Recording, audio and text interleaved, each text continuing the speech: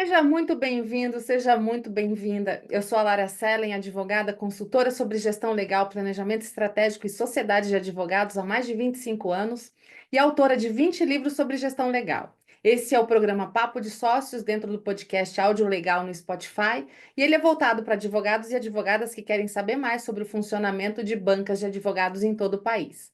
Nosso objetivo aqui é falar das transformações pelas quais passa a advocacia brasileira e os impactos para sócios e advogados. Vamos então ao nosso episódio de hoje. Eu vou conversar com Rebeca Drummond de Andrade. Ela é advogada, sócia do Tourinho Leal Drummond de Andrade Advocacia, mestre em Direito Tributário pelo IDP, autora da obra Compartilhamento de Dados Fiscais Sigilosos e cofundadora do grupo Amigas da Corte.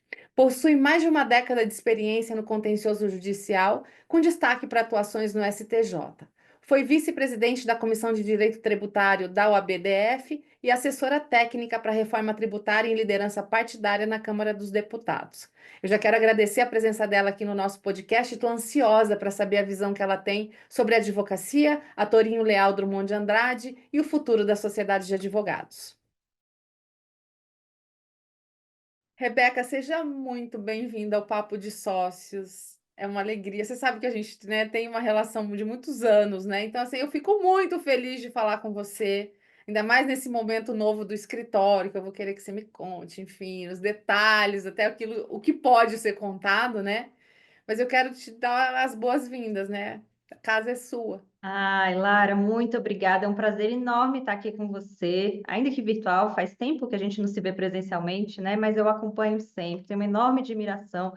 Pessoal, até para quem não sabe, né? Lara me ajudou lá no iniciozinho da minha carreira ainda, há alguns anos. E Verdade, né? eu estava voltando da África do Sul e a gente vai conversar um pouquinho sobre isso, mas para esse início, muito obrigada pelo convite, muito obrigada por fazer parte não só da minha história, mas da história do Saul, que não é só meu marido, mas também sócio, e da minha história, da nossa história. Muito obrigada, um prazer enorme estar aqui hoje. Nossa, muito bom. Eu sei que a gente tem muita coisa para conversar. Vocês são pessoas que têm uma visão de mundo muito elástica, né? Eu acho que todas as experiências que vocês tiveram em países diferentes, isso deixa a gente diferente, né? Então, acho que é, alimenta muito um lado de cultura, de vivência, né? Que reflete para o escritório, não tem como não, né? Com certeza, com certeza. Eu acho que a gente até conversava aqui nos bastidores, né, Lara, sobre isso, como é importante você ter inspiração, você oxigenar ali suas ideias, sua criatividade, com tantas coisas. Pode ser arte, cultura, um livro, mas sobretudo uma viagem, né? Então isso fez parte da minha história, da história do Saúl, da história do Tourinho Leal Drummond de Andrade Advocacia, ainda vai fazer muito parte disso, é um dos nossos valores. E assim, sempre que possível viajar, seja para turismo ou para estudar, é importante, acho que faz parte da nossa formação. Não, sem dúvida nenhuma. Eu sou assim, eu sou suspeita para isso, né? Porque a gente está na mesma página. Sabe uma coisa que eu gosto sempre de perguntar para os meus convidados aqui do papo? É, porque todo mundo assim já tem uma jornada de carreira, já passou por muita coisa. E quem conhece, né? Porque, lógico, a gente está aqui falando para muitas pessoas que ouvem o Papo de Sócios, advogados de todo o Brasil, advogadas, sócios, sócias. Às vezes, gente que está começando, quem está ainda ali, né, na academia, começando a faculdade, ou está durante, né? E quando vê assim, vê você já com seu tempo de carreira, esquece que um dia você, Rebeca, foi estagiária, né? Então, Com assim, eu cer- gosto sempre de perguntar, como é que foi a Rebeca estagiária? Como é que foi o começo do começo? Claro, eu sempre fui uma menina, né? Uma pessoa muito ambiciosa, assim. Então, eu não vim de uma família rica, uma família classe média, e sempre, então, assim, tive uma boa educação, um colégio particular, não me faltava nada, mas não tinha mais nada além disso, né? Não tínhamos, assim, tínhamos o básico, um bom básico. Então, eu sempre sonhei em alçar voos ainda maiores. Eu tenho uma família que é toda de servidores públicos. Brasília, acho que injeta muito isso, né, nas pessoas. Muito, hoje até muda um pouquinho mais, mas é muito serviço público, menos iniciativa privada. E eu cresci, né, com essa informação de que a saída estaria na iniciativa pública, no serviço público. Mas eu queria mais, eu não conseguia ver, apesar de todo, né, isso, assim, a minha família toda baseada nesse serviço público, com vários cargos muito interessantes e que exigem muito trabalho dentro dessa esfera, não era que eu queria, não era, eu via na iniciativa privada a minha formação, o que eu queria alcançar, e tanto que eu sempre falo isso, Lara, que quando me perguntam sobre a trajetória, sobre como era a Rebeca estagiária, ainda na faculdade, e eu volto um pouquinho lá nos tempos ainda de criança, quando a gente foi desafiado na escola, nem lembro que série era, mas era muito pequenininha, mas eu nunca esqueci isso, eu tenho até hoje esse material. A gente tinha que desenhar o que a gente queria ser quando crescesse. E aí eu fiz em duas oportunidades, um desenho que era uma loja de brinquedos enorme, e aí a professora perguntava, mas o que que é aqui? Você quer trabalhar na loja de brinquedos? Eu falava, não, eu quero ser dona da loja de brinquedos, porque eu posso ter todos os brinquedos que eu quiser. E em outra oportunidade, um pouquinho mais velha, mas ainda criança, eu desenhei um banco. E aí a mesma pergunta, mas o que que é aqui? Você quer ser bancária? Eu quero ser banqueira, eu quero ser dona do banco. Então eu sempre tive essa imaginação criativa e também uma ambição. Que aí, claro, a vida vai acontecendo, você vai colocando seu juízo no lugar e vai vendo as limitações e tudo mais. Mas, dito isso, quando a Rebeca, na faculdade, né, estagiária, desde o primeiro ano de faculdade, eu já tinha uma certeza que era eu preciso estagiar. Isso não por orientação de pai e mãe exatamente, mas porque eu queria ter minha independência e mais do que isso, tinha essas ambições e eu sabia que eu precisava da matéria-prima ali para a minha formação. Isso eu ia mais do que a teoria, do que sentar e estudar na biblioteca, é ter a prática, né? Então, eu sempre fui uma pessoa, uma estudante, uma aluna que buscava coisas não só diferentes, temas diferentes, mas essa prática. E também ir para congressos, participar de tudo que fosse possível. Na minha época ainda não tinha o que a gente tem hoje de podcast, ainda estava nascendo ali o YouTube, pelo menos o meu primeiro contato com o YouTube, né? Então, os insumos eram menores, mas eu tentava buscar de todas as formas. Então, respondendo a sua pergunta, Lara, a Rebeca, estagiária, era uma pessoa já criativa, que tinha muita energia, né, muita vontade de crescer, de fazer acontecer, e que buscava todos os recursos disponíveis e possíveis, e pessoas, isso inclui pessoas, contatos, para poder ter esse contato com a prática, com o direito ou seja, com a advocacia. Então, eu estagiei em escritório, estagiei em serviço público, aí, até entender o que eu queria mesmo para quando eu me formasse, E que não era o serviço público. e que não era. Estava Tentei, longe não foi mesmo, até né? por falta de tentativa e pela influência da minha família, né, dos meus pais, mas realmente eu vi que não era. Não, muito legal, né? Porque é isso, né? A gente entender desde cedo a importância, como você falou, da prática, né? Porque o direito ele vai se construir na prática, não tem outra forma, né? E, É. evidentemente, todas essas decisões de estudos depois de formada, as histórias que vão acontecendo a partir dali, escritórios que você vai fazendo parte, enfim, é toda essa construção, né? Essa grande colcha de detalhes que é a nossa carreira, né? Que você vai trazendo uma experiência daqui, outra dali, outra de lá, para você chegar a conclusões e a cada momento ter que tomar decisões importantes, né? Como é que você fez para decidir, para planejar seu desenvolvimento profissional? Você fez um plano antes ou a coisa meio que foi acontecendo? Para ser sincera, ela foi acontecendo. Então, assim, e por isso que é interessante hoje a figura da mentoria, né? Também você tem uma pessoa que está à frente de você, que é mais velha, que tem uma trajetória ali de anos à frente, e poder te guiar. Eu, no caso, não tinha exatamente esse guia. A única pessoa do direito da minha família era minha mãe, que foi advogada lá no passado, depois ela vai para o serviço público, são anos de serviço público, e depois ela se aposenta e abre um escritório pequenininho ali para cuidar de casos pontuais de família.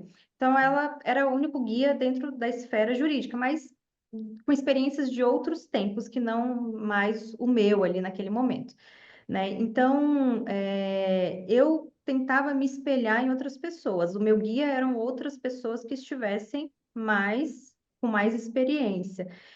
Então, assim, eu não tracei, olha, eu vou fazer isso, porque aí depois eu vou fazer isso, porque depois eu vou chegar nesse ponto. Eu sabia onde eu queria chegar.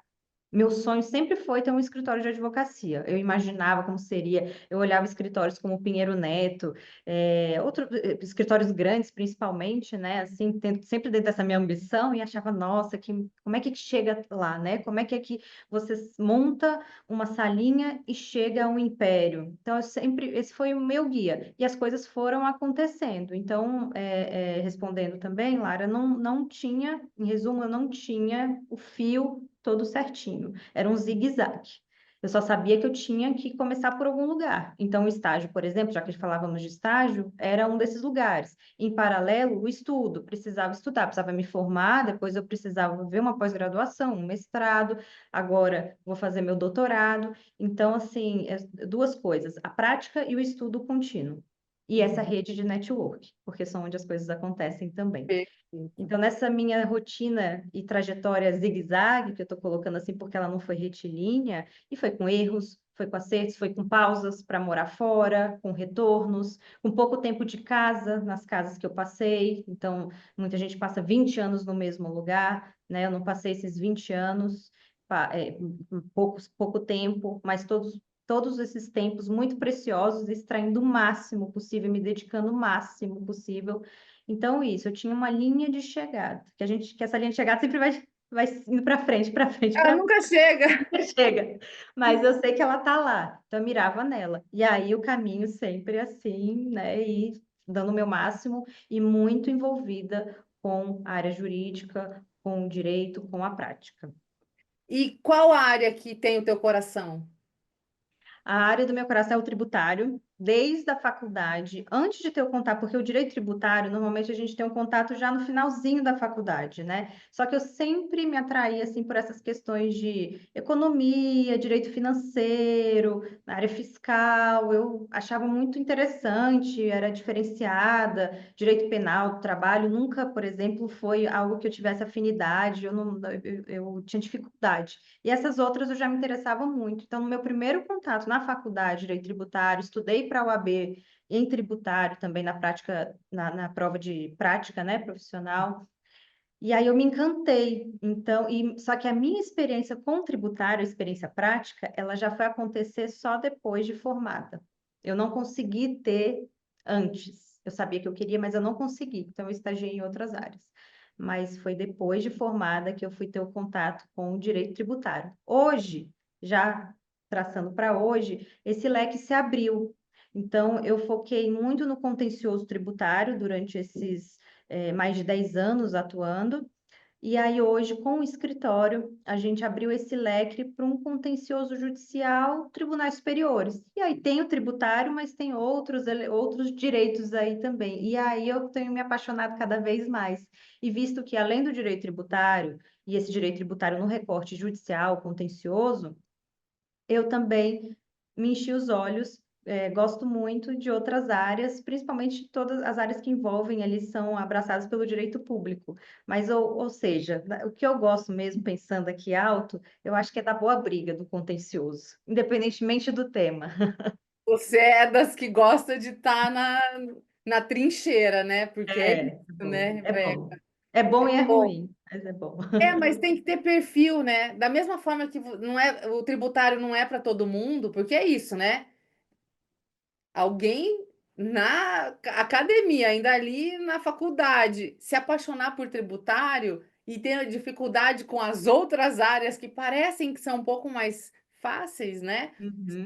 Tem área fácil, mas enfim, o tributário ele é desafiador, né? Requer É, cálculo, requer, enfim, é, mil coisas, né? Mas é isso, né? Da mesma forma que o tributário requer um tipo de advogado com um perfil específico, o contencioso também, né?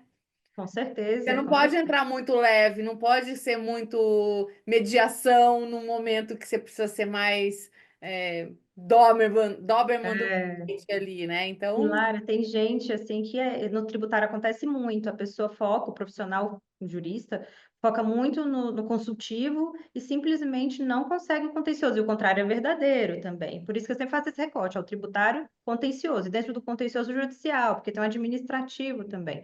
mas tem esse duelo, principalmente de quem vem do consultivo. Olha para o contencioso e fala, pelo amor de Deus, o que é isso que não acaba, que eu dependo de um magistrado, né, de um juiz, uma juíza para decidir a vida da empresa, ou o que eu estou defendendo aqui, Deus é mais. Tem muita gente que realmente, aí é questão de perfil, como você falou. É outro trabalho, né? E uma coisa assim que eu fico sempre, né, cutucando cliente, mentorado, tal. Você não sabe tudo, você não é bom para tudo. Você tem que encontrar o teu ponto de fortaleza ali, onde a tua mão direita é mais, é, né, forte. E seja o melhor que você puder ali. Se É, é contencioso. E deixa o é, consultivo para quem faz o consultivo. Se você é, conseguir navegar nas duas praias, tudo bem, mas assim, é isso.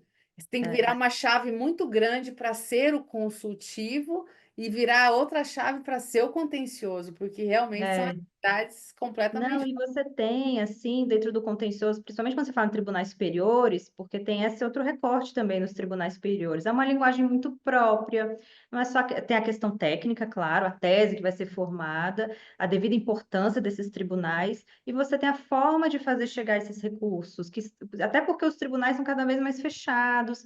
A matéria tributária, por exemplo, é uma matéria antipática, com certeza, para muitos julgadores. Você explicar aquilo ali, aquela operação, aquele impacto e tudo, não é todo mundo está disposto. Então, tem uma série de nuances que você precisa da experiência, da insistência, e às vezes é isso, você não ir correndo risco, muitas vezes, até na maior parte do tempo, de não ter sucesso naquilo, né? Porque justamente não conseguiu ser ouvido, não conseguiu explicar, não conseguiu ter seu recurso ali analisado, ficou numa barreira meramente processual, com um mérito muito importante, mas não conseguiu. Então, isso tudo desestimula, com certeza. Se você não gosta dessas trincheiras, de estar ali na guerra, aí realmente é muito, né, é desestimulante, é difícil ficar, permanecer. Bom, agora com reforma tributária, né, teremos vários capítulos aí pela É, frente, né, é. porque isso não vai ser tão simples assim, né? Não, Mas não, com enfim, certeza. muito trabalho pela frente, não tenho a menor dúvida disso, né? Com certeza. Beca, trazendo para o teu papel hoje no escritório, você vai me contar aí o que que aconteceu, né, para nascer esse escritório que fez um aninho aí, né, essa criança recém-nascida, né, recém-nascida não, um ano já de vida, né, começando a andar, né, já é um filho, né, não deixa de ser É, filho, é né? um filho. É um Como é filho. que está seu papel hoje no Antes disso, dá uns passos para trás e me conta como é que foi o processo de decidir pelo escritório. Como eu disse lá no início, eu sempre tive esse desejo de ter algo meu. Quando eu fui para o direito, bom, podia ser meu escritório. A coisa foi acontecendo e aí nesse caminho zigue-zague, essa trajetória zigue-zague que eu estou dizendo aqui, acabou que tem horas que você desestimula, que você acha que não vai acontecer, que não, mas vamos trabalhar numa estrutura mesmo. E assim foi até chegar no ponto em que o Saul, que também vai fazer parte aqui desse papo de sócios, e ele também vai ter a visão dele. Mas o Saul, que meu marido, hoje sócio, ele já estava numa banca que é do professor Aires Brito, né, ex-ministro Aires Brito, estava muito bem, era sócio do escritório, já tinha uma trajetória de muitos anos entre Aires Brito, Pinheiro Neto, uma trajetória muito consolidada. E aí, em um momento, a gente tinha, só voltando um pouco, né, pessoal, Lara, para contextualizar, porque a Lara já sabe da nossa trajetória e eu já estou pulando aqui, mas só para contextualizar para quem está nos ouvindo, né?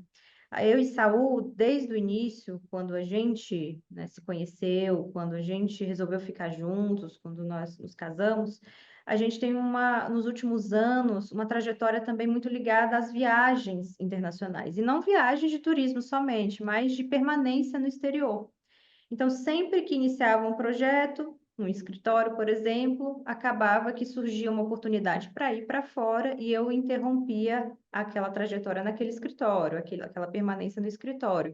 Então, o Saul, por exemplo, estava no Pinheiro Neto, teve a oportunidade de tirar um ano sabático e eu estava em outro escritório que foi uma excelente casa, uma excelente formação também para mim, que era o Bichara Advogados, um escritório de grande porte, trabalhando na área tributária, que era esse meu sonho. E para mim, eu realmente não tinha, eu era uma advogada júnior ainda, não tinha oportunidade de tirar esse ano sabático, estava começando ainda ali, e também não era interessante para o escritório, claro, ter uma profissional que estava fora, né, que estava offline, não tinha nem essa, ainda mais no contencioso que você precisa estar ali no tribunal. Bom, enfim, então, entre idas e vindas e toda essa experiência maravilhosa que foi o exterior, na última experiência que foi na Alemanha, eu falei, virei para ele e falei, olha, Saul, eu acho que eu, quando voltar agora para o Brasil, eu não vou entrar em outra estrutura, eu vou tentar realizar o meu sonho, que era de abrir o escritório. E aí, conversa vai, foram muitos meses ali conversando, e a gente começou a idealizar o que poderia ser o nosso escritório, né? Como a última etapa da vida, né, dele, minha, como a última cartada da vida profissional. Não no sentido trágico de, meu Deus, agora tudo vai acabar, mas de um recomeço e um recomeço final. Ou seja, a gente vai ficar aqui e não vai ter mais transições. Vamos lutar pela nossa estrutura.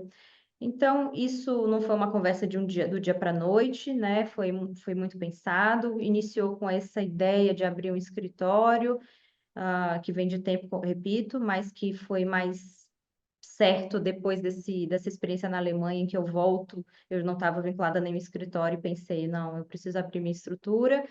E aí é pensar nisso, né? Poxa, é um casal que é da mesma área, do direito, são advogados, né? Profissionais autônomos nesse sentido, não tem vínculo com o serviço público, não tem um segundo cargo, não tem nada. Vivem para a advocacia, conversam sobre a advocacia, Saúl com mais tempo de estrada, né? Eu com outras experiências, fazia sentido pensar a gente abrir a nossa própria estrutura. Havia um medo, porque a gente se dá muito bem na vida pessoal, né? Enquanto casal. Tudo flui muito bem, mas a gente não sabia como é que ia ser na vida profissional, né? Se vendo, a gente se via todos os dias, a gente fazia tudo muito junto, mas isso é diferente quando a gente está falando de abertura de uma empresa, né? O escritório também é uma empresa, de uma sociedade. E tem dado muito certo. O equilíbrio e a harmonia que a gente tinha em casa, a gente trouxe para dentro do escritório também. E é uma coisa assim que a sabedoria da história é ter os papéis claros, isso é uma coisa muito importante, e uns combinados, né? Porque você pode falar assim, porque se bobear, o escritório se confunde com a casa, né? Porque a gente traz Sim, com pensamentos e a gente está o tempo todo envolvido com o cliente, então assim, o fato da gente ir para casa não muda aonde certeza. minha cabeça está, né? E aí, assim, é aquele esforço pessoal de falar assim, olha, em algum momento a gente não vai mais falar sobre o escritório. A gente vai falar sobre É, irmão, vai falar sobre outras coisas, sobre é.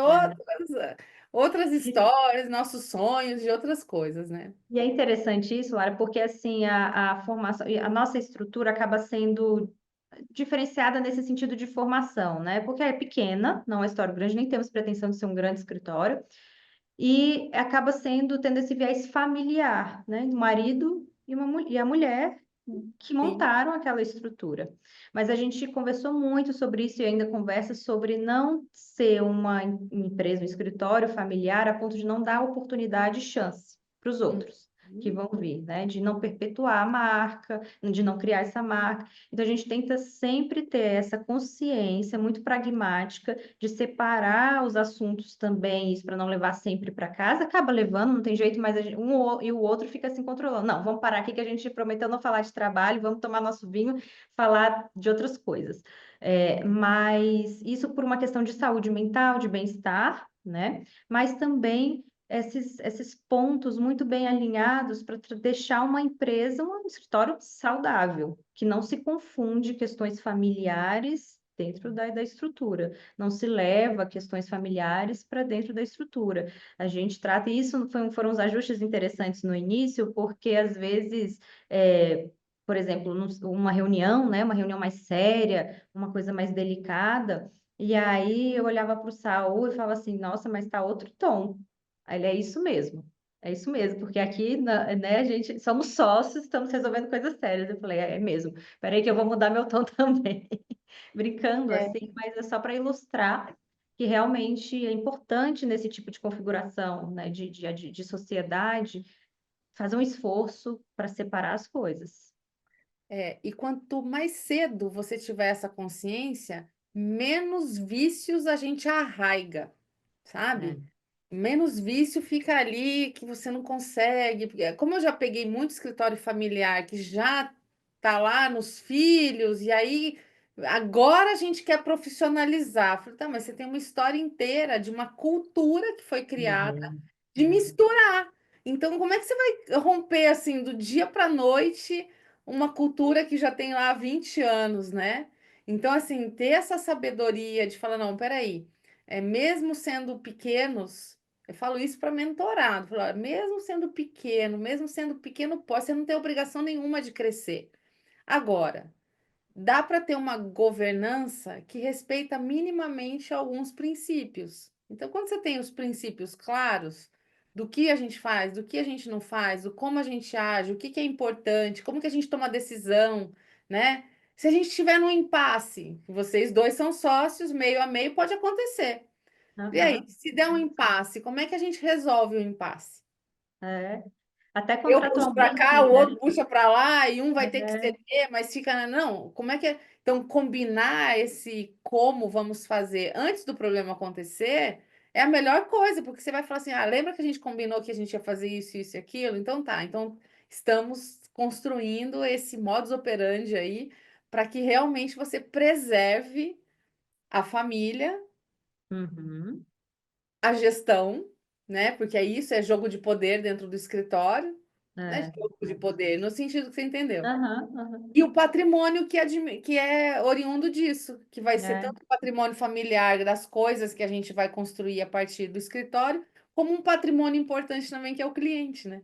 É, exato, eu ia falar isso, é o cliente, porque o cliente, eu não posso deixar nada acabar desaguando nos clientes, nada de ruim, né? A harmonia, tudo bem, mas o que tiver de problema eventual, assim, e sempre prevendo isso, o futuro, a gente tem que prever. É chato, mas tem, é que nem às vezes, o regime de separação, né? Que a gente fala, ah, é um assunto delicado, chato, mas, gente, vocês têm que se debruçar sobre isso, né? Vocês Antes, têm que pensar. E antes de acontecer qualquer coisa, antes de eventual separação, que pode ser que nem que aconteça, a mesma coisa também quando se fala sobre planejamento patrimonial, né? Às vezes as pessoas não querem pensar sobre a morte, mas pode não, vai acontecer.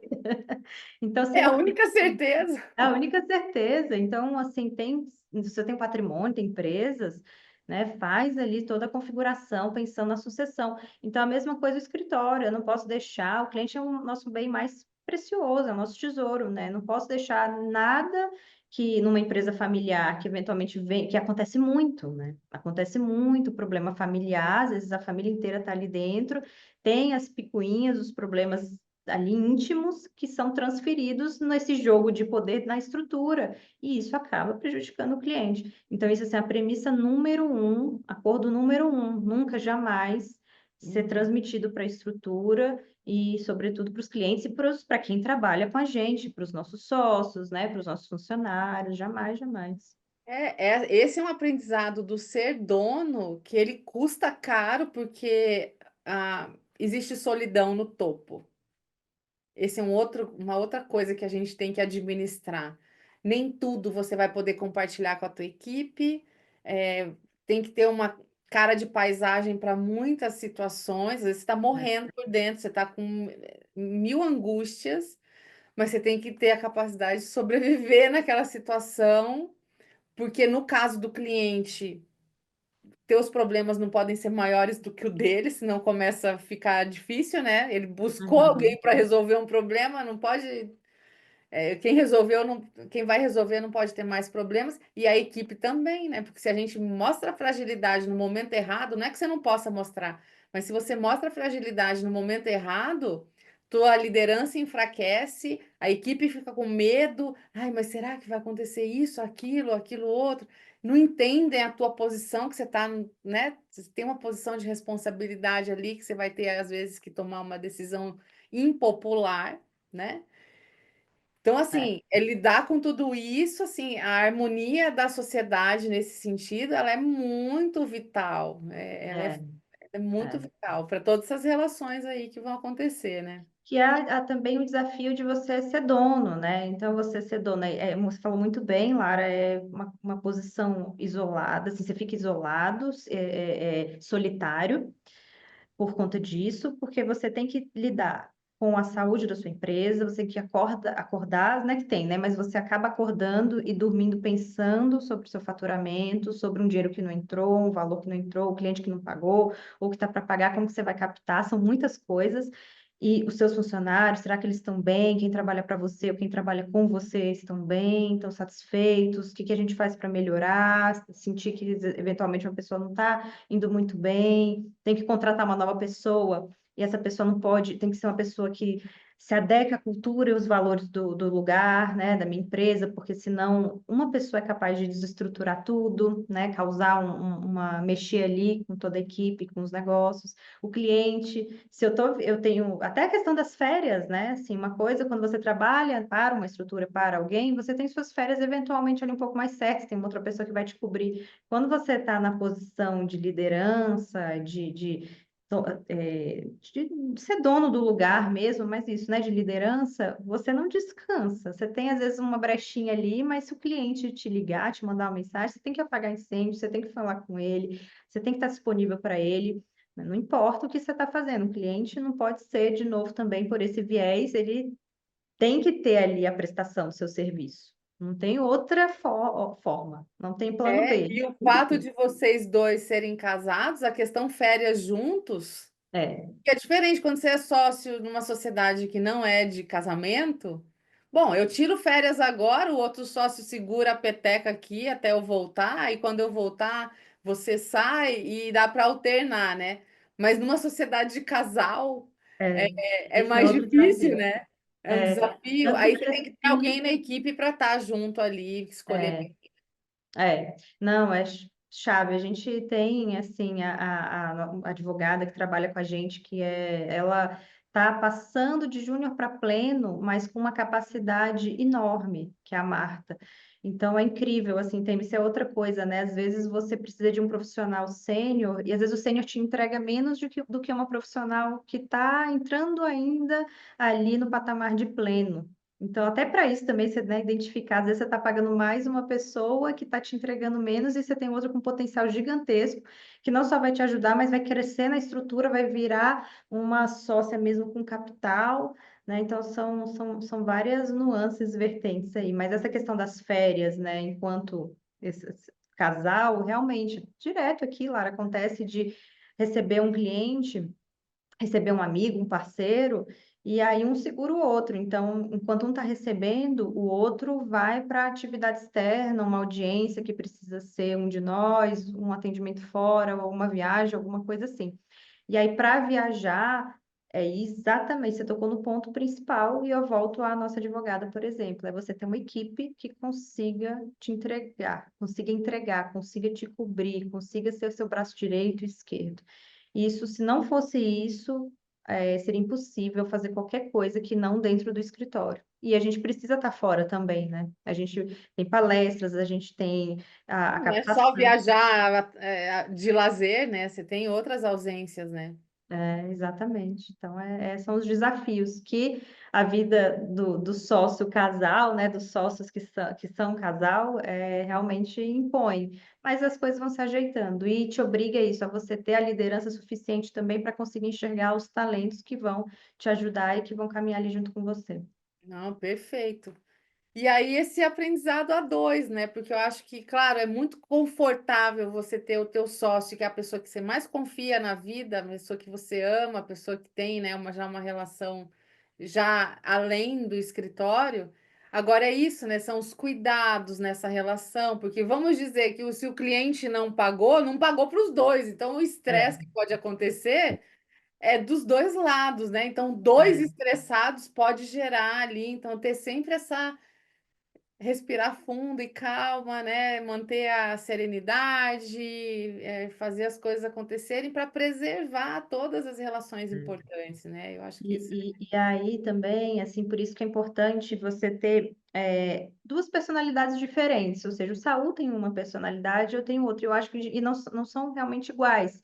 E aí se complementam, porque eventualmente no desespero de um, o outro consegue ter um pé no chão mais, né? E vice-versa. Às vezes numa visão de um sobre determinada coisa ou decisão, o outro consegue trazer uma outra visão ou um outro equilíbrio. Então, assim, e é engraçado porque a vida do casal, dizem, né, que o casal com muito tempo de convivência, um vai ficando muito parecido com o outro. E aí, claro, vai ter os trejeitos. O Saul brinca que eu sou nascida e criada em Brasília, Saul é de Teresina, Piauí. E eu já peguei várias coisas do sotaque dele, expressões, faz parte da minha vida, assim. Aí ele olha para mim e fala assim, nossa, mas você tá uma piauiense. Então veja que assim, até, né, são esses trejeitos, a fala, inevitavelmente pela convivência você acaba absorvendo, fica pegando. Mas aí, quando você abre uma estrutura junto, você tem que sempre cuidar disso, de ser um equilíbrio do outro. E eu acho que isso a gente consegue fazer bem. Eu sou muito grata por isso, porque a gente consegue fazer bem. Não, já deu certo, não tenho a menor dúvida disso. Vocês são um casal muito integrado, né? Então não tem por que não ser dentro do trabalho também, né? Uhum. Hoje, qual o seu papel no escritório? Como é que tá o organograma do escritório, assim? Como vocês se organizaram? Clara, o Saul, até pela trajetória, né, de mais tempo, ele administra a sociedade, então ele faz esse papel do administrador, né? Todas as decisões são coletivas, a gente faz aqui, juntos, a gente tem reunião sempre, todas as segundas-feiras, tanto para tratar dos processos, onde vai estar a Marta, que é advogada, vai estar a estagiária, vai estar todo mundo, e tem a reunião administrativa na sequência. Então, a gente tem a nossa coordenadora administrativa aqui, que é a Cíntia, que ela vai participar também, ela também é sócia, Saul, eu, e a gente delibera as questões administrativas. As decisões mesmo, para serem efetivadas, dependem de nós dois, Saul e eu. E a maior parte do Saul, por ser até mesmo administrador, né? Então, algumas iniciativas, é, ele dá a palavra final. O financeiro, eu fico mais responsável por essa parte financeira dentro da estrutura da sociedade, né, no viés administrativo. Eu fico mais fazendo parte da parte do viés financeiro, autorizando pagamento, vendo os balanços, né, equilibrando ali tudo, gastos, entradas, a conta do banco, autorização de pagamento, acho que eu disse. Então, essa parte toda está mais comigo, mas claro, sempre fazendo essa dobradinha, porque tudo que é manejado ou remanejado eu repasso para o Saúl, a gente conversa e decide se aquilo ali vai sair ou não. Coisas do dia a dia, rotina, já tem a minha liberação, né? E Uhum. aí a gente não abandonou, Lara, apesar de ter essa parte da gestão e da parte administrativa, a gente não abandonou o jurídico.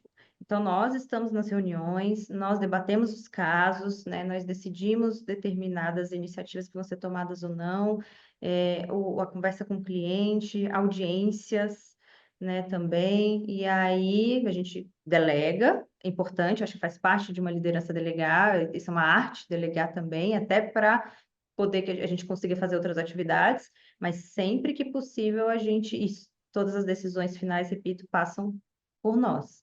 Uhum. Então, acho que é importante isso, porque a gente consegue também passar para a equipe, né, como é que se faz um protocolo. Eu sei fazer um protocolo, né? Eu sou uma sócia que eu consigo fazer um protocolo, apagar um incêndio se precisar, consigo guiar a equipe nesse sentido, os que estão vindo, os que já estão aqui, porque eu sei como é o operacional. Uhum. Então, acho que é importante você ser um sócio que tem esse contato, sim. Eu acho que não pode abandonar. Você vai em maior ou menor grau, dependendo da estrutura, né? Não, ainda mais que vocês atuam com questões complexas, né? Você está diante de, principalmente, não sei qual o percentual dos casos que vocês têm, mas a atuação em tribunais superiores requer uma jornada maior, uma experiência maior, muita coisa pode acontecer ali, né? O cliente ele está contratando muitas vezes a pessoa, né? Porque é a relação personalíssima. Eu quero o Aham, Saul claro. lá no STF, eu quero a Exatamente. Quero Rebeca ostentação lá no moral, STJ, né? Quero parecer. ver você lá falando o nome da Né? minha empresa. Não dá para delegar coisas complexas. Agora, É. dentro do filtro do que é feito em toda a esteira de trabalho, né? Todas várias etapas até chegar lá naquele momento, né, de sustentação, etc. Aí sim dá para fazer um trabalho de delegação e ter uma equipe que realmente ajuda, né? Porque é isso. O escritório de vocês não vai ser aquele escritório, jamais vou enxergar vocês fora do operacional. Uhum. Não tem como. É O que vai justamente. acontecer é ou a gente atrair pessoas boas, né, para trabalhar com a gente e ir dividindo o peso dessas complexidades, mas algumas complexidades não vão ter delegação. Isso não tem como, não tem como, né? Não E tem a sustentação oral. Se o cliente contrata o SAU para fazer a sustentação oral no não, STF, no STJ, não tem o que aí falar, não tem o não que tem falar. como vai delegar. Mas você consegue delegar, por exemplo, eu vou fazer uma petição, tem um recurso para fazer. Eu preciso de elementos, eu preciso de A estudo, eu preciso de levantamento. pesquisa, Exatamente, vamos fazer aqui a quatro mãos, dá para fazer e tudo. E aí, Lara, dentro dessa parte operacional aqui no escritório, o que que a gente fez também muito?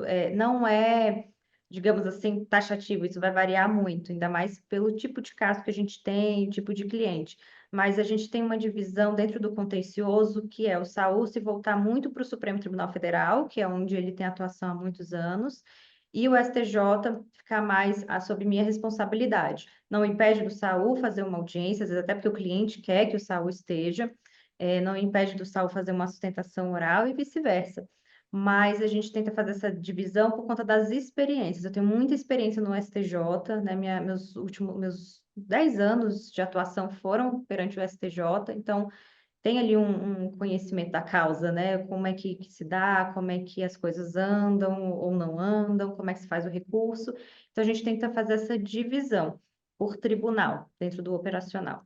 não, e isso é muito bom, porque é aquilo que você falou, apesar de ambos serem superiores tribunais, etc., mas cada um tem um rito, cada um tem um tipo de cabeça para ser levada ali. Aí a tua especialidade naquilo vai fazer você ficar cada vez melhor naquilo, né? Então, assim, é É, muito legal quando acontece isso, né?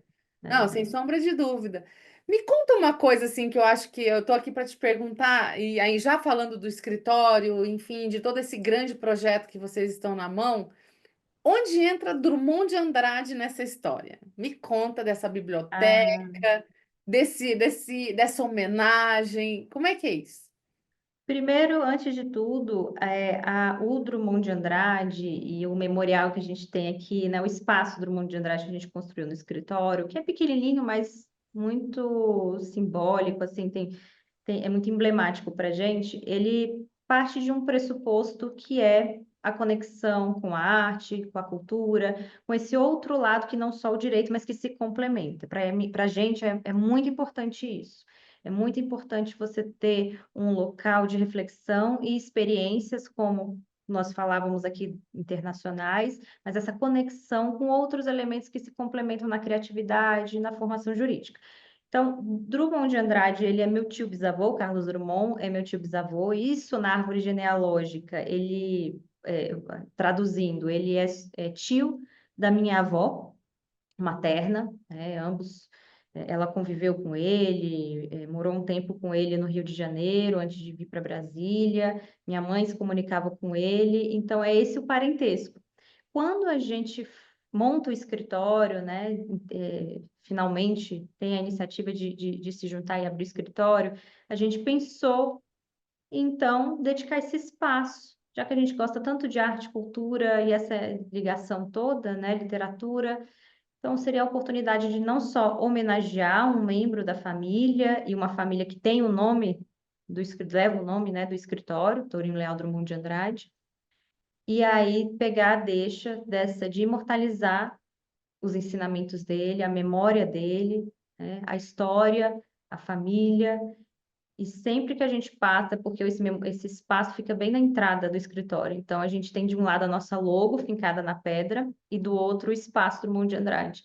Então sempre que a gente e as pessoas que trabalham aqui, elas entram, elas têm essas duas referências para se lembrar, né? Então a nossa logo, com todo o significado que ela tem, e até o fato dela estar fincada na pedra, mostrando a solidez, né, a presença, a fortaleza, e do outro, essa parte da história, da importância de você olhar de onde veio, né? Não é porque é o Carlos Drummond, ele ganhou expressão nacional, claro, mas poderia ser uma outra pessoa ali que tem um significado para você na sua família. Eu acho que muito da nossa força vem da família. Quando a gente olha, né, para o passado, para os nossos ascendentes, vai ter ali algum símbolo, alguém que teve alguma disrupção na família, não necessariamente porque ficou famoso, mas tomou uma decisão que de coragem, né? Então você tem muita inspiração olhando para sua própria família. Então acho que isso acaba trazer, é o que a gente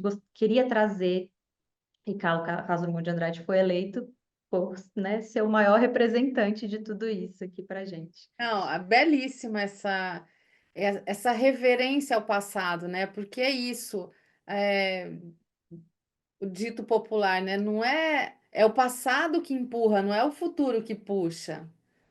Então, Exatamente. vocês fazerem esse movimento de falar, olha, a gente está aqui porque existiu gente para atrás de nós, que É, fez, que, enfim, no seu tempo, no seu momento, na sua atividade, né, que não era jurídica, mas na sua atividade, teve a coragem de publicar, né?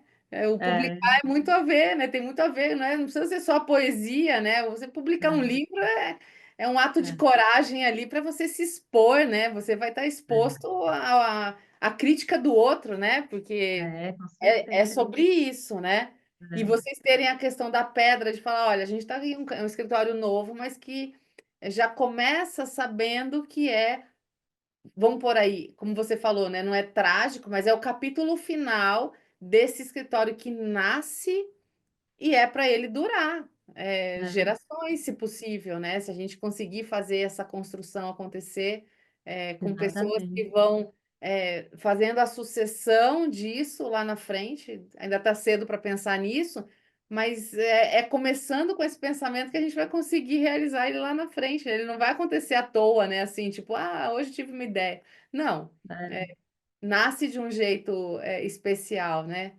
Não, muito bacana. Eu não é. vejo a hora E de ir aí. Nossa, eu tenho pois que é, ver você tem esse que espaço. conhecer, Com conhecer. certeza, vou. E a gente gosta muito disso, assim, não só gosta, mas é um princípio de vida, né, de você, e que a gente transmite agora para a nossa estrutura. A gente acredita muito em ter valores, em repassar esses valores. Então, quando a gente monta um espaço do Mundo de Andrade, a gente faz as iniciativas que a gente faz com muito carinho, com muito cuidado, os eventos, não é a gente pode fazer, não tem nada contra, mas, assim, não é exatamente colocar um artista para fazer um show, que é muito legal. Mas a gente, quando pensa assim, o que que isso, que propósito isso aqui tem, qual a conexão com a nossa cultura, é isso, é assim, as pessoas olharem, entenderem a nossa cultura, os nossos valores. Então, aqueles que não se identificam já não estão nem aqui, nem passam aqui. Mas Uhum. aqueles que se identificam, eles vão estar aqui, eles querem estar aqui. E eles vão tentar fazer acontecer para estarem aqui, eles vão querer valorizar, e aí isso para a gente, seja de um cliente, ou seja das pessoas que trabalham conosco, é muito importante. Até para isso, essa perpetuar, né, a marca, as nossas iniciativas, o nosso escritório. Eu costumo dizer que a clareza do que a gente faz, quais são os valores, os princípios, economiza muito tempo. Faz a gente, assim, faz a gente ter uma economia de tempo, porque realmente, assim, quem não sentiu a vibe, não tá na É, mesma sintonia que a gente, não tem problema, é. não Já sabe fica. que economiza, não Já me fica, não precisa. economiza, entendeu? Eu não vou ter desgaste, tá tudo certo. Isso vale para todo mundo, vale para equipe, vale para parceiro, vale para cliente. Nem todo É, mundo é para estar aqui, né? Só que se a gente está é, confuso, se não está claro isso, é. as pessoas se confundem também, a gente também está confuso e leva, às vezes, uma relação por ano, É. sem o menor Exato, e é sentido. incômodo, e não sabe como se sair. E não é assim para ser elitista, não é nesse sentido, né, Não, de assim, exclusão. Não, é só de seleção natural, quase isso mesmo, de assim, todo mundo é bem-vindo, mas pode ser até aquelas pessoas que estão procurando outra coisa, que não se identificam com esses valores, né, que não é para elas, não é para eles. E tá tudo certo, eles é, vão para outra estrutura. é sobre liberdade. Eu acho que no Exato, final é das isso. contas é É sobre liberdade. é Nem todo liberdade. mundo vai ter a ver comigo e tem total liberdade de fazer o que quiser, mas assim, e eu também, né? Então, É, assim, é. é sobre isso, né? Não, muito É, legal, muito legal. Você falou que vocês hoje têm uma gestora, né? aham, isso, a Vocês Cíntia, têm uma ela, gestora e o que que ela faz do escritório? Qual é a pegada dela? a Cíntia, ela vem nessa pegada de uma coordenação administrativa, né? Então, ela é uma advogada de formação, fez direito, passou na OAB, chegou a advogar, mas ela enveredou ao longo dos últimos anos para essa carreira mais administrativa. Então, ela já fez parte de um grande escritório, nesse papel também de uma coordenação administrativa, de ficar ali à frente dos pagamentos, de uma parte de RH também, né, de quem, a contratação, demissão e iniciativas envolvendo as pessoas. Passou muitos anos no Senado Federal, então ela tem também a visão, né, de um legislativo que traz muitos desafios e uma virada de chave dentro da carreira também muito grande, porque não só da parte administrativa de organização, organizacional, que ela tinha essa incumbência lá dentro da casa, né, do Senado também, mas de pensar rápido, de agir rápido, de também ter essa criatividade, de colocar as coisas de pé de forma muito rápida. Então, a Cíntia, como a gente tem uma equipe pequena, ela tem várias vertentes que ficam a cargo dela. Ali a gente decide em conjunto, ou ela toma a frente, depois a gente bate o martelo. Uma delas é essa parte de pagamentos, né? Então, verificar os fornecedores, o que está faltando, o que não está faltando, ver o que o escritório precisa aprimorar, sugerir ideias. A gente faz muitos eventos aqui, como eu mencionei, então também coordenar isso, como é que esses eventos vão se dar, né? Quem a gente vai chamar, o contato dessas pessoas. Repito, sempre muito em conjunto, mas com essa liberdade também de fazer as sugestões. Então, acaba Uhum. que ela abraça, Lari, para te responder de forma mais pragmática, uma parte disso, pagamentos, né? O financeiro a gente fica comigo, a gente sempre bate uma bola, mas pagamentos, fornecedores e estrutura do escritório. São, acho que, esse tripé, assim, principal que ela está ali gerenciando, coordenando e de forma muito brilhante, porque também é uma outra pessoa que, se a gente não tivesse na estrutura, nossa, para dar conta de tudo, Principalmente porque vocês estão na ativa, né? Estão né? fazendo, tá fazendo um pagamento, é chamado pelo cliente, e aí você faz o É, quê, né? Você não é, paga a conta e você vai, enfim, é, né? Então tem todo essa gestão de tempo, né? Que quando você tem alguém do teu lado para fazer algumas coisas que seria com você, porque é isso, né? Se não tivesse ela, alguém ia ter que fazer, né? E é, geralmente quem é é, dono acaba atraindo para si boa parte dessas tarefas, né? é. E assim, às vezes, a gente pensa assim, a Cíntia mesmo brinca com isso assim, quando às vezes vem uma pessoa de fora pela primeira vez no escritório, ela fala assim, olha, a gente é pequeno aqui, de estrutura, de pessoas, mas vocês não sabem a quantidade de coisa que a gente faz e que a gente é capaz de fazer. E a gente, eu falo sempre que nós, é nossa pequena, grande equipe, porque é pequena em número, mas grande em capacidade de trabalho, assim. Eu sou muito grata pelas pessoas que a gente tem aqui, pela estrutura que a gente está formando, porque é incrível como tem sintonia, sinergia e até muito por conta da competência e da responsabilidade da Cindy, foi criado um fluxo de trabalho. Então, eu vou te dar um exemplo. A Cindy tirou férias, ela tirou um recessinho ali, uns diazinhos para poder descansar, enfim, viajar.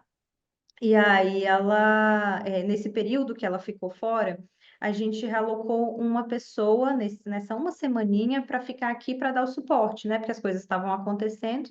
E essa pessoa que veio, ela escreveu até uma cartinha, a Carol escreveu uma cartinha para a Cíntia, dizendo, Cíntia, muito obrigada por ter deixado tudo organizado. Porque eu só consegui entrar numa semana, que é um pouco tempo para eu poder entender o fluxo de tudo, eu só consegui porque já tinha tudo estabelecido. Então está tudo muito organizado.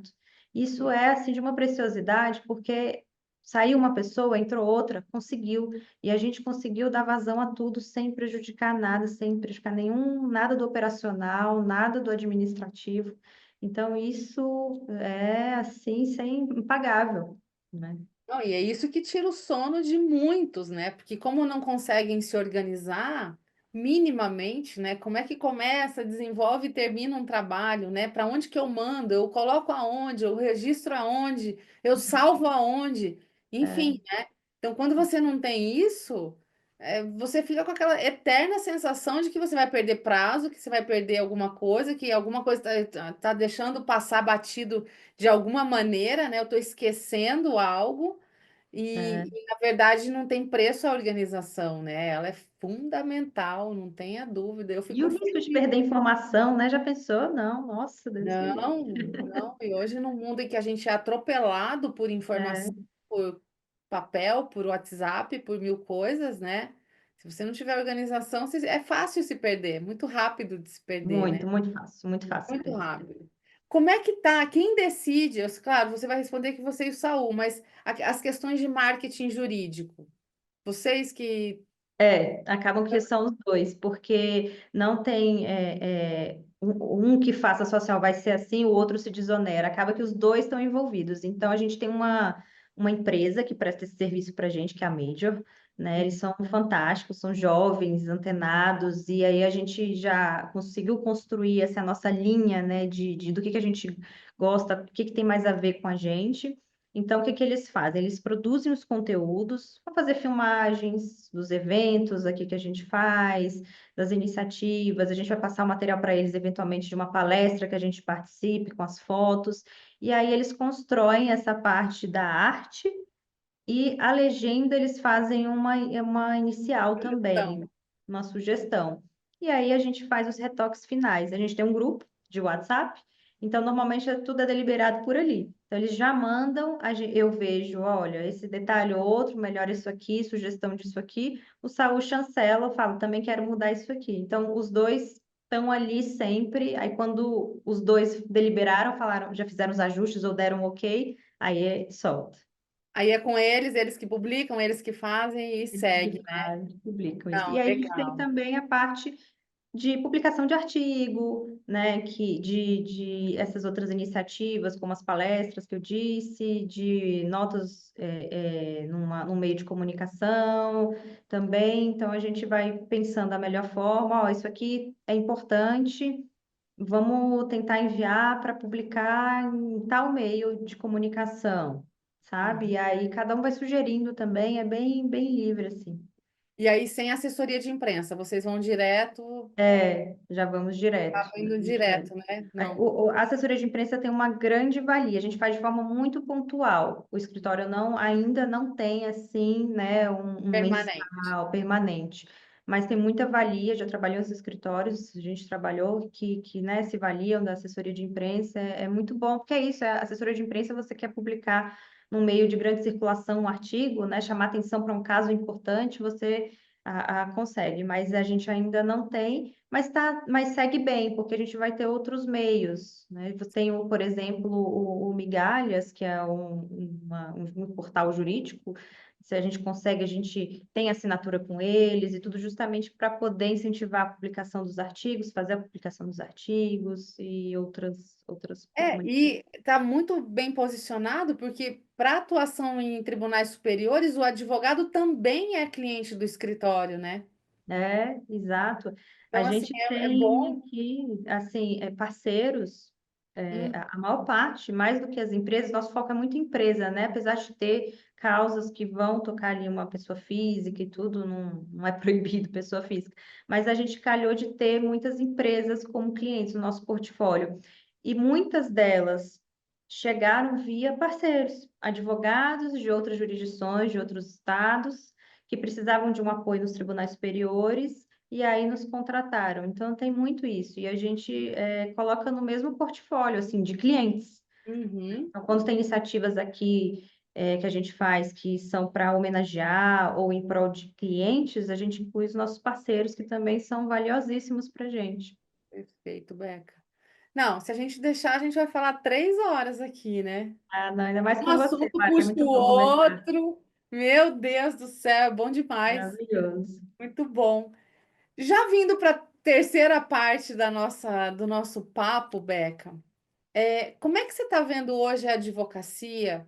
E assim, claro, hoje é você e Saul como sócios, mas você falou muito bem aqui, a gente não pode se confundir com o escritório familiar, a gente tem que abrir a cabeça para que possivelmente outras pessoas venham a entrar no barco, né? E realmente estar junto com vocês. Lógico que essa é uma escolha delicada, não é assim que. Mas Sim. não há porta fechada para isso, pelo que eu percebo do que você traz, né?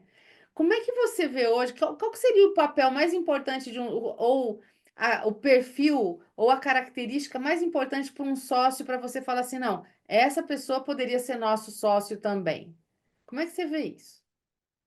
Eu acho assim que tem uma competência que antes de qualquer outra, que é o caráter, que é algo inegociável, né? Mas claro, esse caráter às vezes só descobre ao longo da jornada, do tempo.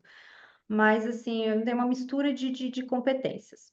Caráter é o principal, a captação, né? Então, assim, a capacidade de ter uma rede de networking, de estar aberto a ter essa captação, então, não só já ter na bagagem clientes, mas conseguir angariar outros. E um outro também que é muito importante, tanto quanto o caráter, importante para nós, para gente, não ter a cabeça fechada, não ter a mente muito assim, não vou investir na sociedade, eu vou investir no meu pessoal. Porque eu e Saul, a gente tem como essa premissa número um também, dentre tantas outras premissas que antecedentes assim.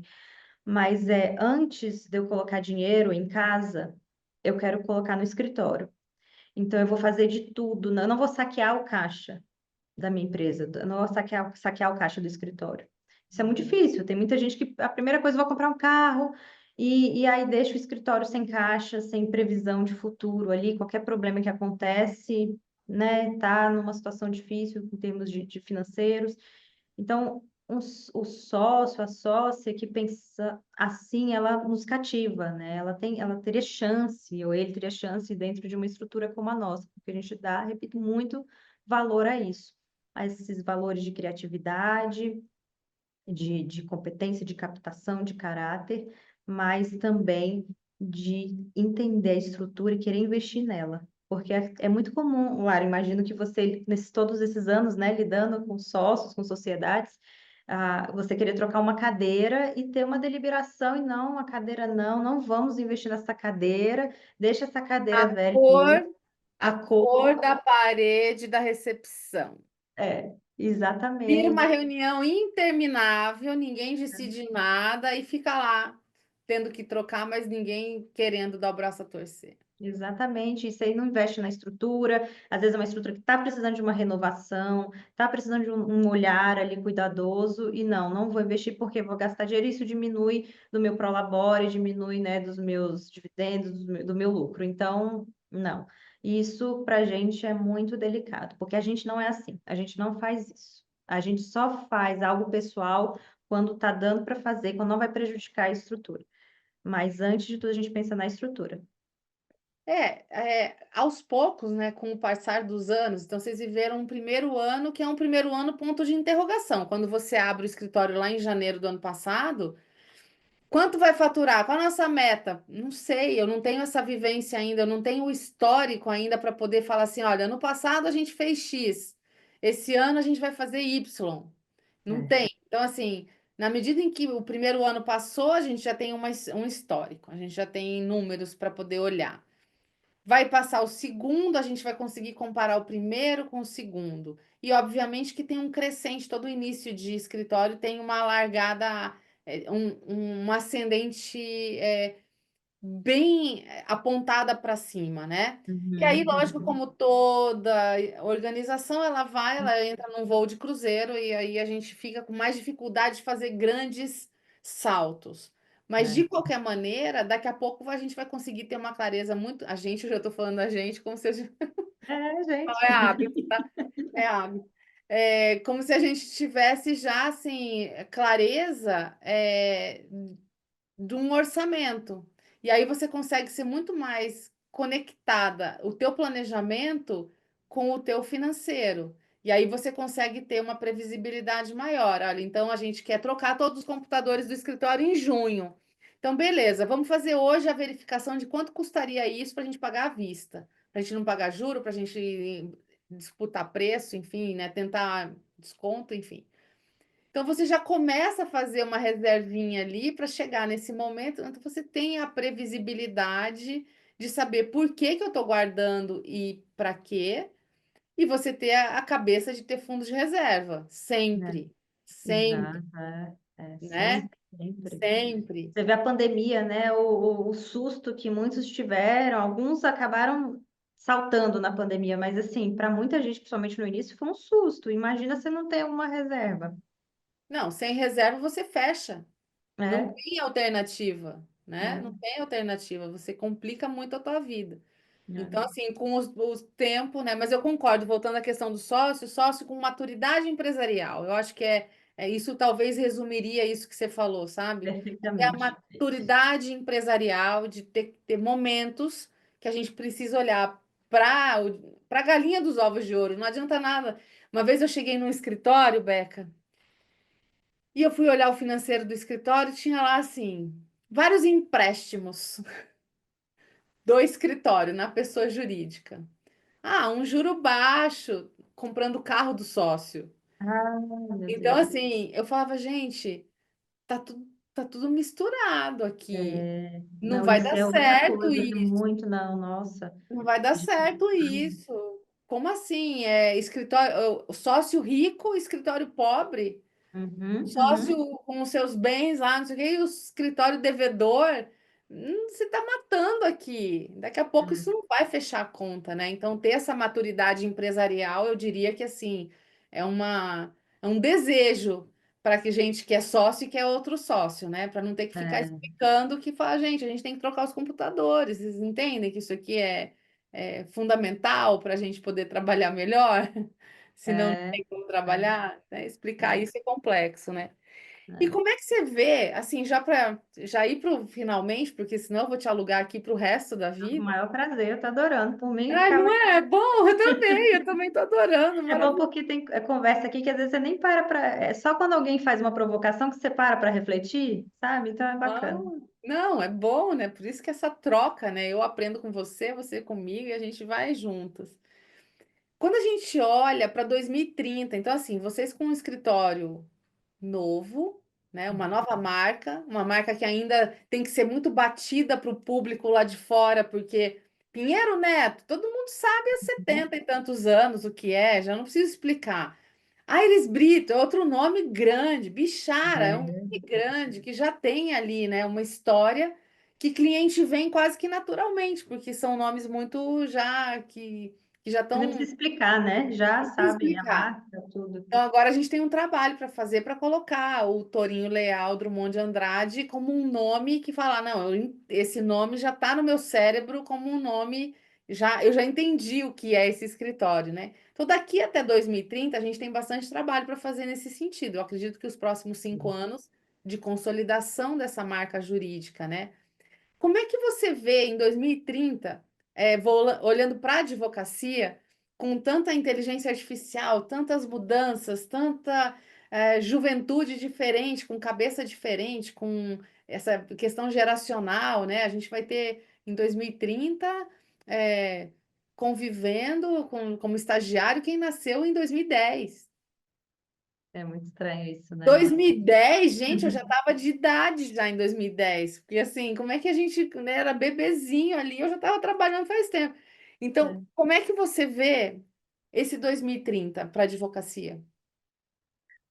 Eu acho que, nossa, é um desafio, né? Pensar assim, então, para o futuro, ainda mais com as coisas tão aceleradas como elas estão, porque os meus, assim, quando se você me perguntasse daqui a 5 anos, como é que você se vê, como é que vê as estruturas, as coisas, eu ia talvez pensar de um jeito. Hoje, em 2025, daqui a 3 meses as coisas já mudam tecnologicamente tanto, tudo tão acelerado. Mas eu acho que assim a gente está caminhando para dentro das estruturas empresariais como um todo, e isso pode ser traduzido para o escritório de advocacia, que é a nossa realidade, para uma busca e uma carência de profissionais, isso tanto os funcionários, os sócios de serviço, os sócios de capital, os líderes de equipes, para uma carência e uma necessidade dessas lideranças humanizadas, né? Então, ter outros skills, outras competências que não só as técnicas. Isso já vem se falando há muito tempo, mas eu acho que isso vai se consolidando cada vez mais. Então, eu não posso ter um profissional que é muito bom, isso inclui, de novo, um sócio, é muito bom no direito, um grande jurista, sabe tudo, mas nas relações humanas ele peca, ele não sabe lidar, ele não sabe, falamos aqui, delegar, ele não sabe lidar mesmo com um julgador, né? Ele não tem os skills, as competências para se sentar na frente do julgador, explicar um caso, falar aquele caso, traduzir aquele caso.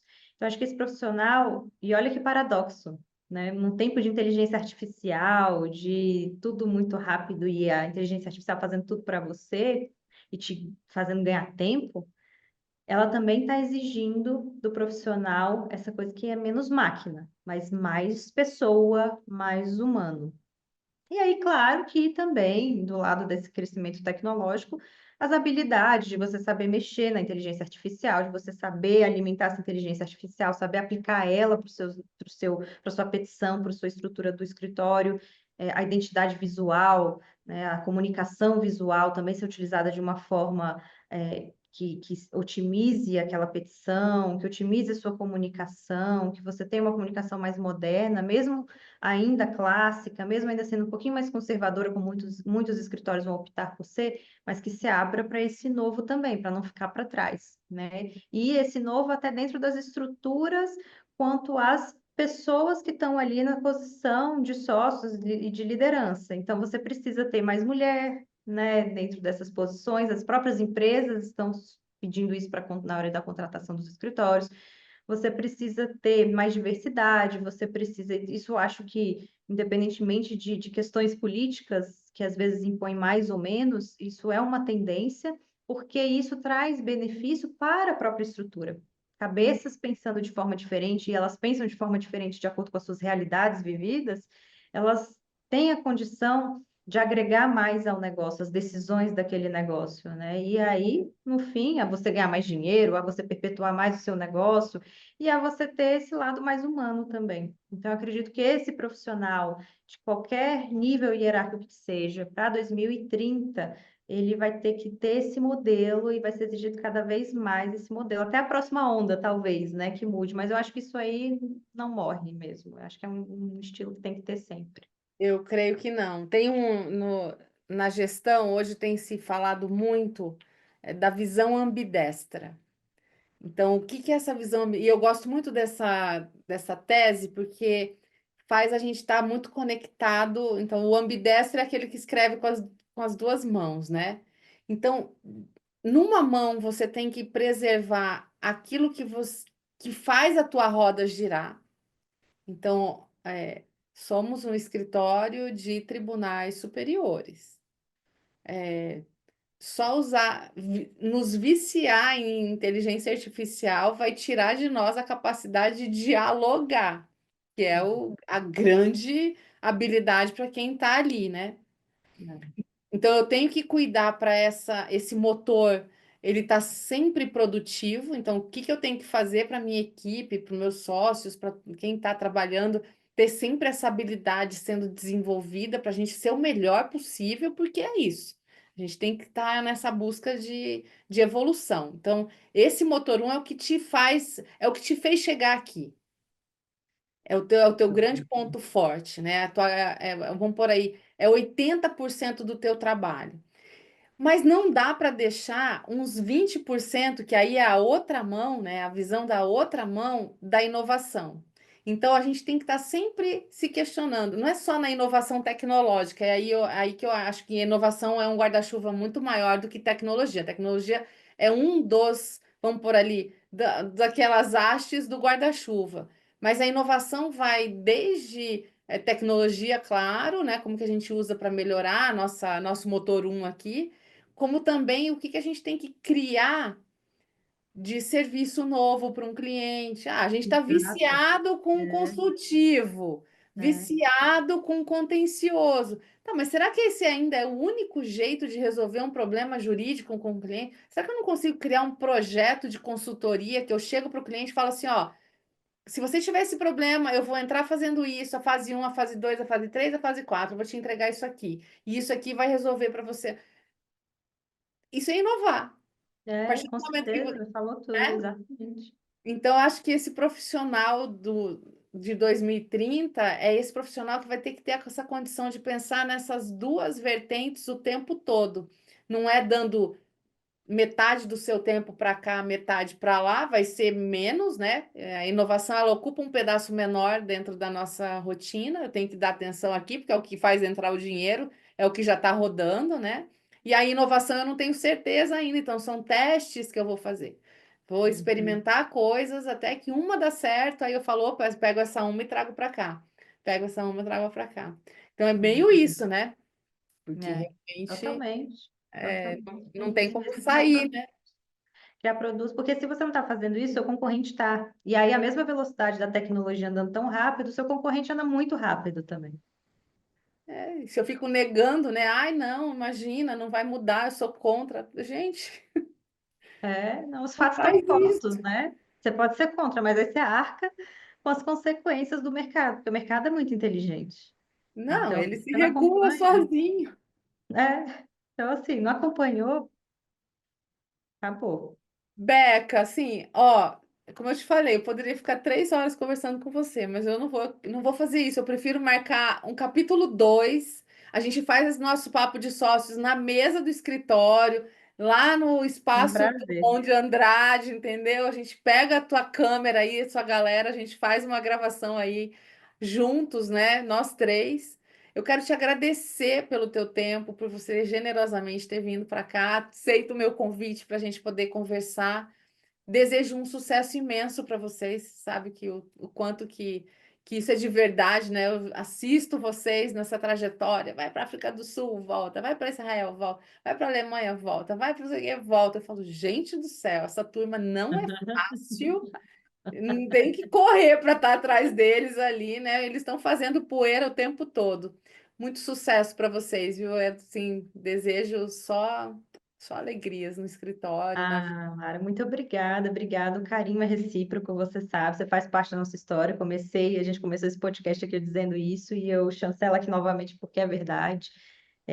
Admiro muito toda a sua trajetória, admiro muito suas iniciativas. Para a gente é uma honra estar aqui podendo dividir um pouco desse, né, dessa nossa criança que é o escritório, a nossa jornada até aqui. E eu desejo da mesma forma ainda mais sucesso, porque o sucesso ele já existe para você, que ele só dobre, triplique, que a gente possa comemorar, celebrar muitos momentos ainda.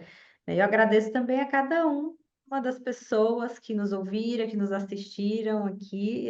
Eu assisti outros episódios, acompanho sempre, tem muita coisa legal, muita coisa bacana. Queria eu lá, quando estagiária, ter tanta munição assim de direcionamento, porque são vídeos, conversas que estão assim divididas em público, né, para o público inteiro, de graça, e que tem tanto valor, que se você conseguir pescar as coisas ali, prestar atenção, nossa, com certeza são todas munições, como eu disse, para você ser um grande profissional. Então, muito obrigada, Lara, por dividir conosco esse paraíso de ideias e de conversas.